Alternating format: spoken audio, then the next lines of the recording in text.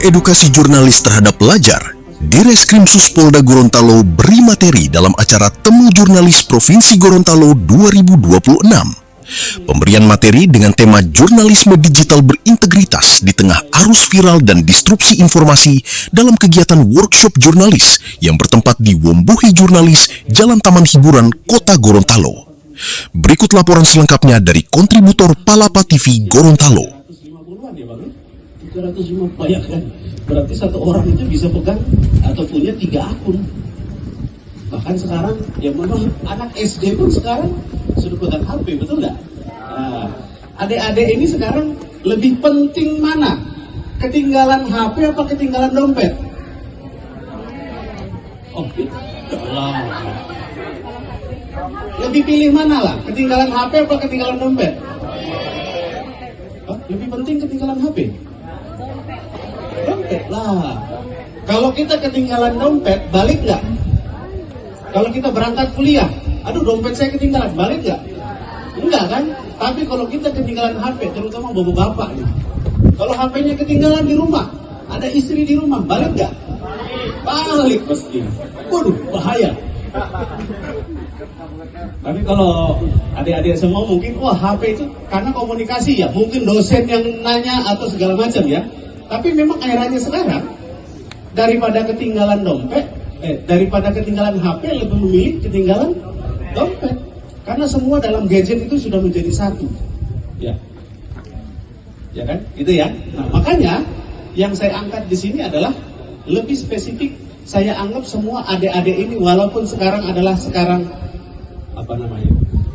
masih dalam kapasitas sebagai pelajar, tapi saya anggap adik-adik semua adalah seorang jurnalis. Kenapa? Sekarang setiap orang bisa menjadi seorang jurnalis.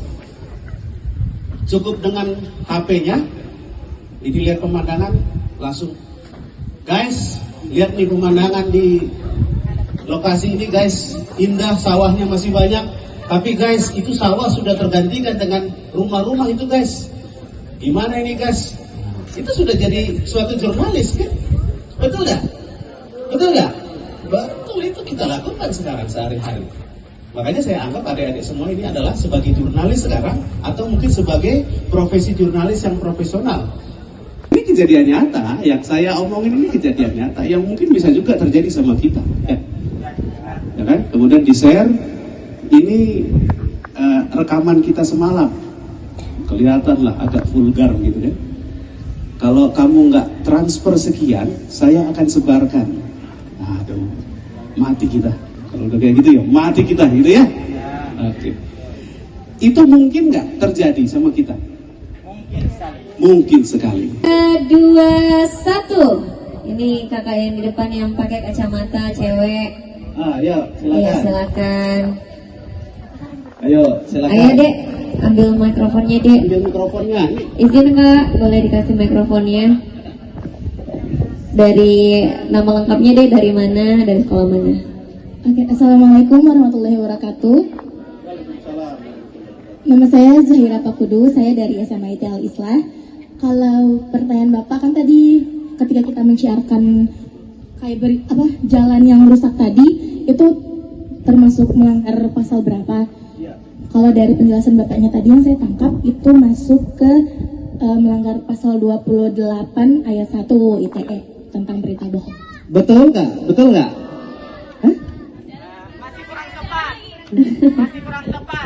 Masih kurang tepat. Ada juga ujaran kebencian pasal 28 ayat 2 Tidak. Saya cuma minta satu pasal. Udah. Itu kan kasus yang berbeda. 28 ayat 1. 28 ayat 1. Iya, Pak. Oke. Betul? Betul nggak? Betul lah.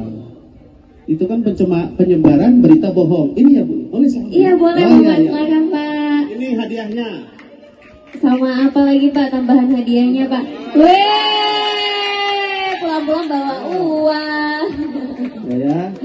Iya, boleh difoto dulu, Pak. Kita foto dulu yuk. Memproteksi atau melindungi karya cipta kita. Angkat apa? Angkat kepala. Oke, coba. Sudah siap dengan jawabannya? Sudah siap? Dijawab dulu. Oke.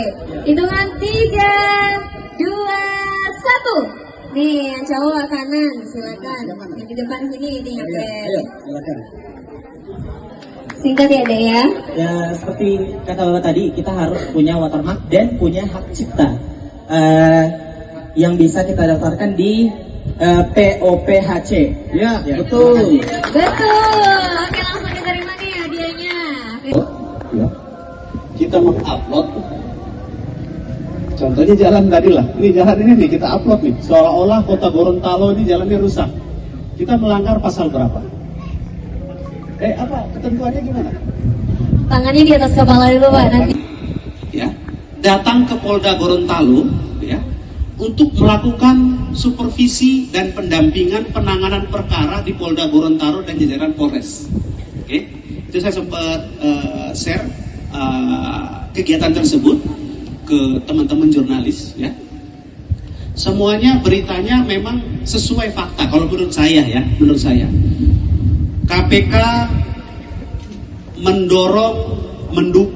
intinya mendukung pelaksanaan penyidikan kasus tipikor di Polda Gorontalo. Intinya seperti itulah, karena memang faktanya seperti itu. Tapi ada satu berita yang judulnya KPK datangi Polda Gorontalo. Dua judul tadi ya, KPK mendukung Polda Gorontalo melakukan penyidikan kasus korupsi. Sama yang satu lagi judulnya KPK datangi Polda Gorontalo. Itu persepsinya berbeda nggak? Berbeda, ya kan? Yang pertama itu positif. Yang kedua persepsinya kemana-mana nih, ambigu jadinya. Waduh, berarti Polda Gorontalo di OTT oleh KPK, kan seperti itu ya? Jadi ambigu kan kemana-mana ya. Makanya pada waktu itu hak apa sih istilahnya, Pak? Hak jawab saya sampaikan ke teman dari media itu. Om, kalau judul ini persepsinya bisa berbeda, bisa nggak diperbaiki? Oke, kami ajukan ke redaksi. Tadi yang hujan gel ya, kemudian diancam pidananya 6 tahun, diatur dalam pasal 28 ayat 1, serta ujaran kebencian diatur dalam pasal 28 ayat 2 ya. Ini bunyinya nih. Setiap orang dengan sengaja menyerang kehormatan atau nama baik orang lain dengan cara menuduhkan, membuat berita. Sehingga berita yang kita buat ini pun sangat mudah untuk memposisikan kita berhadapan sama hukum, baik itu sebagai korban maupun sebagai pelaku. Makanya materi ini menurut saya sangat penting buat adik-adik semua dan teman-teman jurnalis. Supaya apa? Supaya tahu bagaimana kapasitas kita dalam menjalankan ilmu-ilmu jurnalis ya. Lanjut.